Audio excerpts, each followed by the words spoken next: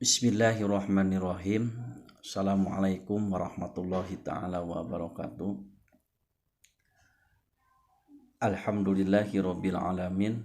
Hadana li hada wa ma kunna linahtadiya laula an hadanallah. Asyhadu an la ilaha illallah wa asyhadu anna Muhammadan abduhu wa rasuluhu alladzi la nabiyya ba'dah. Allahumma sholli ala sayyidina Muhammad wa ala alihi wa sahbihi wa man tabi'ahu bi ihsan ila yaumil qiyamah. Faqala ta'ala fil Qur'anil Karim, a'udzu billahi minasy syaithanir rajim. Bismillahirrahmanirrahim.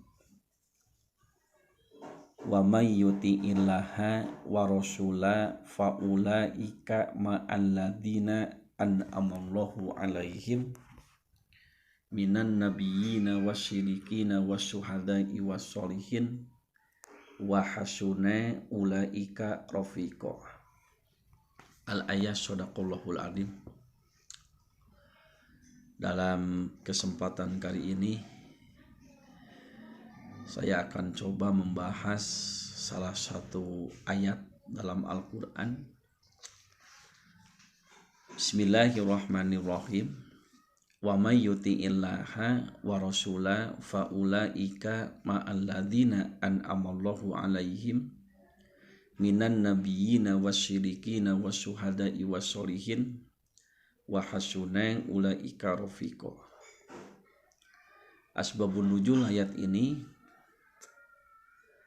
ketika ada seorang sahabat Nabi namanya Sauban bertemu sama Nabi, lalu Nabi berkata, "Ya Sauban, ada apakah engkau? Kelihatannya wajahnya agak pucat, kayak orang sakit." Maka Sauban menjawab, "Saya tidak apa-apa ya Rasul. Tapi ada yang mengganjal dalam benak saya. Apakah nanti kita bisa bersama kembali di yaumal akhirat, di yaumal mahsyar, di hari kiamat? Sementara pada hari ini di dunia kita bisa bertemu, bahkan ketika saya ada masalah ditanyakan, alhamdulillah beres masalah saya. Ada sesuatu hal yang tidak dimengerti, maka ditanyakan kepadamu, maka bereslah permasalahanku. Apakah nanti di yaumal kiamah kita bisa bersama-sama?" Nalika Sauban berkata seperti ini, maka Allah menurunkan ayat dalam Al-Quran, "Wa may yuti'illaha," dan barang siapa yang taat kepada Allah, wa rasula, dan kepada Rasulnya, an'amalladina walladzina an'amallahu alaihim faulaika an'amallahu alaihim minan nabiyina, maka mereka itu akan disatukan minan nabiyina dengan para nabi, wasyidikin dan para syidikin, wasyuhada dan orang-orang yang mati berjuang di jalan Allah, wassolihin serta dengan orang-orang soleh, wahasuna dan sebaik-baiknya ulaika buat mereka, rafiqo teman.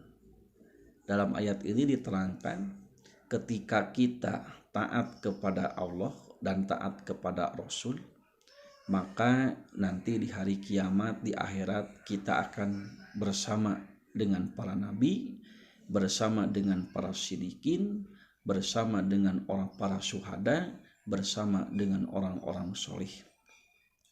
Inilah kita harus mutaba'ah kepada Rasul, mencontoh tingkah laku, sendi-sendi kehidupan Rasulullah Shallallahu Alaihi Wasallam.